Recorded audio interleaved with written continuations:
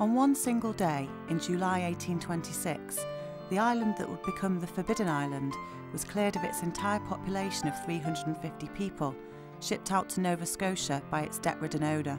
One account said that the howling of its inhabitants could be heard from one side of the island to the other. We sent Anthony Richardson on the long journey up to Scotland to see this island for himself and find out just why it was now owned by the Scottish National Heritage and why there are only 30 people living there.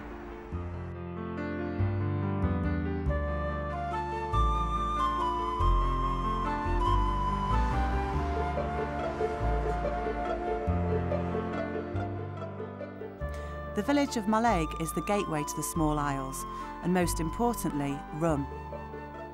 The village was founded in the 1840s when the landowner decided to break up his land and encourage his tenants to move to Mallaig and take up fishing. Since then, the village has thrived. In the 1960s, Mallaig was Europe's busiest herring port, and even to this day, fishing boats from Mallaig land large catches of prawns and shellfish. This was the staging point for Anthony and the team to finally leave the mainland for the Isle of Rum. These days, Caledonian McBrain runs a ferry service to the small isles in the high season 6 days a week.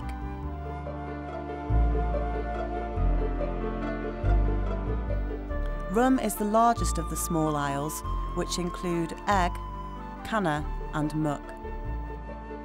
At certain times of the year on this ferry crossing, there is a good chance of seeing whales, dolphins and porpoises. As we leave Mallaig, we take the 2-hour ferry journey to the Isle of Rum. Until the 20th century, the usual crossing to Rum from Mallaig would have involved a small boat. Cattle being herded to and from the island would swim across, tied nose to tail behind it. It's almost hard to imagine just how cold it would have been and just how long it would have taken.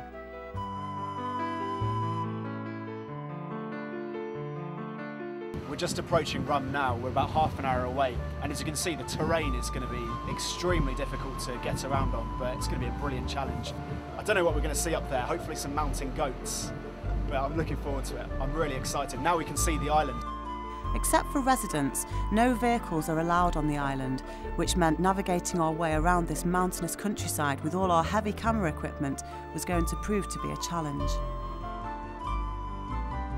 Once the ferry leaves, we are truly on the Isle of Rum, and we take the 20-minute walk from the ferry port to our new home for the next 4 nights, Kinloch Castle. Kinloch Castle is situated on the northeast side of the island. The island itself is 10,453 hectares, or 40.4 square miles. In 1891, George Bullock inherited the Isle of Rum from his wealthy father, John Bullock. Over the next few years, the new owner spent much of his time on Rum. His major project was the castle. The castle itself was built around 1897 using red sandstone, which was shipped from Annan, Dumfriesshire, and took over 3 years to build. George then imported 250,000 tonnes of Ayrshire soil, which was deposited on Rum for the castle garden and surroundings. There are no major roads and very few vehicles on the island. However, Rum is a great place for ramblers who in the summer months flock here to walk along some of the established routes. To truly explore Rum, we chose one of these routes, which took us uphill to the north of Kinloch.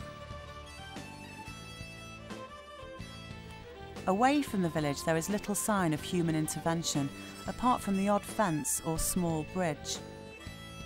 The land is overgrown, vast and rugged, and farming is extremely difficult. George Bullock died in 1939, and for the next 18 years the island was to become known as the Forbidden Island. It is rumoured that shots were fired at inquisitive people navigating close by.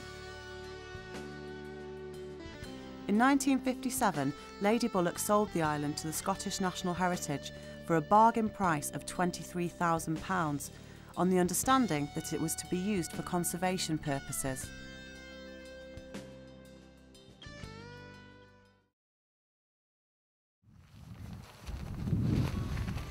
This is the site for one of the most violent periods of Rum's history.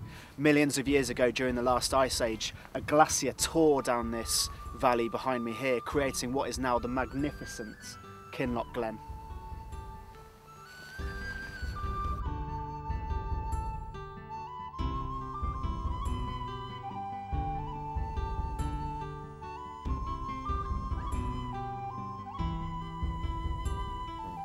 If we go back in history some 23 to 65 million years, Rum was an active volcano, and what is left is the deeply eroded core. When the first settlers arrived in Rum 9,000 years ago, they would have found the lower parts of the island behind me covered by trees. However, subsequent settlers destroyed the woodland, they overgrazed the pasture, they burnt the moorland, and they cut down all the trees they could for timber and housing. In 1957, the Isle of Rum became a nature reserve, and since then, a small but dedicated team of about 40 people have continued to reintroduce the silver birch into the area. Since then, 1 million trees have been planted, and that in turn has welcomed back a variety of species of birds, insects, and even animals. And each one is individually tagged so that a complete record can be kept.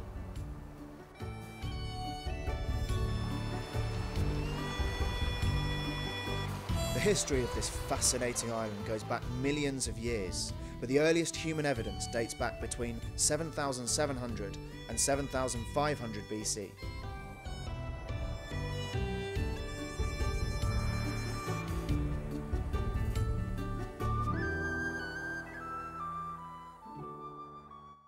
Marcel, the ranger of the island, is going to take us up to a few of the nice spots of the island. We're actually just going up one of the volcanic peaks here, Ardnell, and it's really hot, so I'm just going to take off my jacket. Marcel Blancas has worked on the Isle of Rum for 12 years. Marcel very kindly offered to take the team and me on a tour to try and find some of the island's wildlife. But as we travelled further and further up one of the highest peaks, you really get an understanding of the geology of this once volcanic island. The land all around seeps with water, and although there's not a cloud in the sky, all the evidence suggests that the crew and I have been extremely lucky with the weather.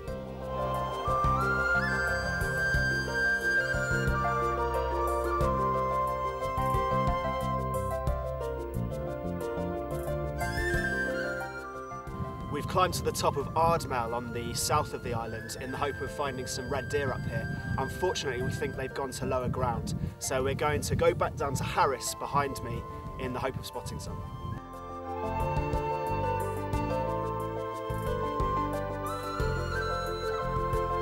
With the backdrop of the Atlantic Ocean, these are some of the most breathtaking scenes in the whole of Britain.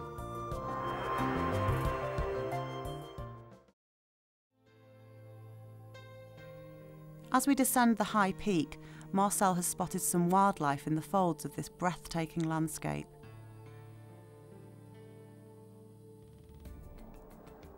As he drops the feed, the local wildlife rush in. Part of the Scottish National Heritage's conservation duties is to feed the local animals. These handsome cows, which boast curved horns, are known as a hardy breed due to the rugged nature of their native Scottish Highlands, with the high rainfall and strong winds.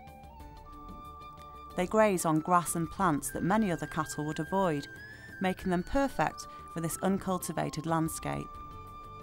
And the feed attracts interest from elsewhere. The origin of the rum ponies is less clear, as they are native to the Mediterranean. One theory is that the Spanish Armada offloaded these ponies in 1588 as they tried to escape the British fleet. However, this is only a theory. They were more likely to have been transported along well-established trade routes between the Mediterranean and Scotland.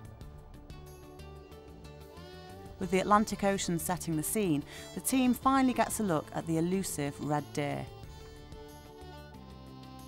When the island was purchased back in 1957, it effectively became an outdoor laboratory where scientists could conduct long-term ecological studies. In particular, it was intended for research into the ecology of red deer, and research spearheaded by Cambridge University has provided the basis for much of our understanding of the ecology and biology of this breed. That research has been widely used in the development of management for red deer populations throughout Europe. There are over 3,500 red deer on the Isle of Rum, and those numbers have to be contained. Marcel explained that part of his job was the containment of those numbers. At certain times of the year, he will go out and shoot deer. The deer do not go to waste. Marcel sells the venison, and the profits go to the Scottish National Heritage.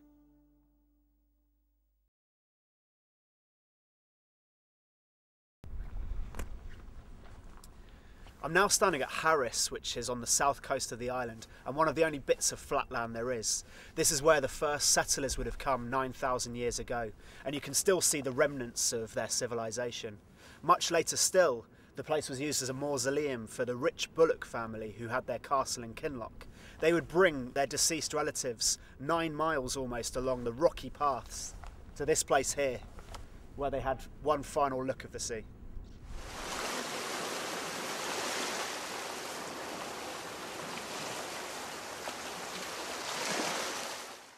This burial memorial was commissioned for the Bullock family at the turn of the last century, and you can see how lavishly it was decorated with mosaic pieces clearly imported from the mainland. Unfortunately, it wasn't lavish enough for George Bullock himself, who declared the site a monstrosity. He said it looked like a giant urinal, before dynamiting it and creating his own mausoleum just across the headland. The population on Rum stood at 350 in 1826. This was a sad year in the island's history. The islanders were in severe rent arrears with the owner. In order to stabilise his assets, he ordered the clearance of the entire population. The inhabitants were shipped out on 2 overcrowded ships bound to Nova Scotia, Canada. 8,000 sheep replaced them. Harris was one of the main settlements, and mountain goats now reside where these villagers once lived. The island was later sold to the Bullock family.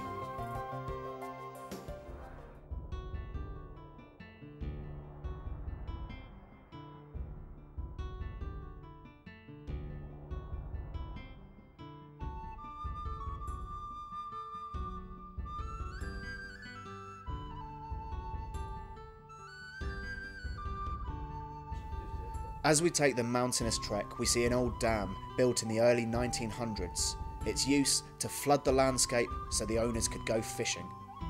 It lasted 2 days. So why does Rum only have a population of 30 people? It's an island that clearly has potential, but with the growing trends of a modern world, should we be thinking of moving there permanently? Is the research that has been undertaken on the island enough to head off any potential investors? Many people have different ideas of what to do with the land.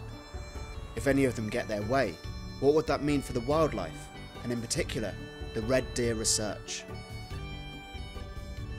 Between mid-September and mid-November, it's the deer's mating season, also known as the rut. This can become quite dangerous as the stags fight battles to see who will become dominant and earn the right to mate with the females. During April, we're months away and the bucks graze peacefully in the village of Kilmorey, which has a population of 1. This full-time researcher is not afraid to get up close and personal with the deer, and he recognises them by their individual markings and by the numbered tags around their necks.